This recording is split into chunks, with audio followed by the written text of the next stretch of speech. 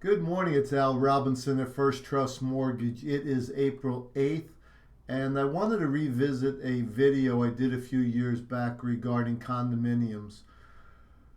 Condominium lending has only gotten more difficult 2 or 3 years later after the Surfside disaster. I think you all remember back in 2021 what happened down in Miami. So there were numerous things added to the Florida condominium legislation, which obviously then went over into lending and how Fannie Mae, Freddie Mac, and lenders looked at lending on condominiums.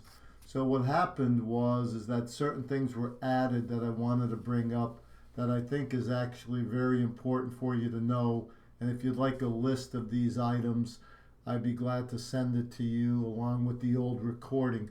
But one of the first things to revisit is reserves.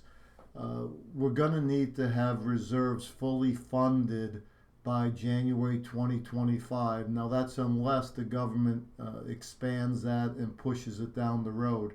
But as of right now, reserves need to be fully funded in January of 2025. In the lending world, that means 10% of the budget needs to be in reserves.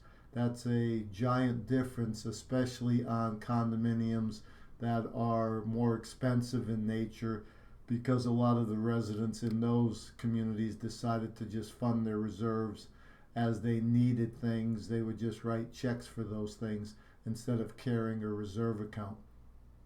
The second thing that's really changed a lot is deductibles on master insurance. We didn't really spend a lot of time on that because master insurance typically carry 10% deductibles. But we've seen as the insurance rates have gone up for master insurance, those insurance deductibles have gone down, meaning that a lot of communities are only carrying 5% master insurance deductibles. So I would look into that initially right off the bat to see if that's going to be an issue.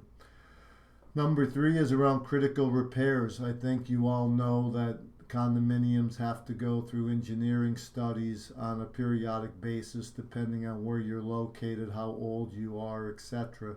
So we're going to be looking at critical repairs to see if anything needs to be done, what's the stage that it's at in the completion part of it.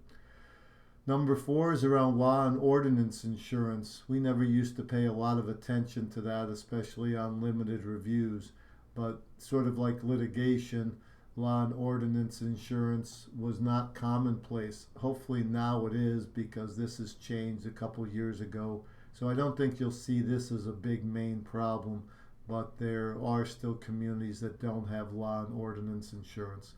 We've already talked about the electrical, mechanical, and structural certification. You have to be up to date on that. And last but not least, even on a limited review, we are requiring as lenders what's called a deferred maintenance assessment. So in addition to the limited review study or the full review study that lenders require, they will require this deferred maintenance assessment, which adds a little bit of complexity, especially when you're having property managers trying to answer questions regarding the condition of certain things in a community or a building. I think that covers it. Long and short of it is, make sure you have an experienced lender that you're dealing with when you're dealing with condominiums in Florida. If it's a cash deal, make sure your buyer is looking into all of these different things, because it could matter to them when they go to sell the community. Have a great day. Al Robinson, First Trust Mortgage. If you need to reach me, same number it's been for 30 years, 954-415-6133. And also you could always email me at Allen, ALLEN, at ftmcloans.com. FTMC is for First Trust Mortgage. We just had our 27-year anniversary this past March. Have a great day.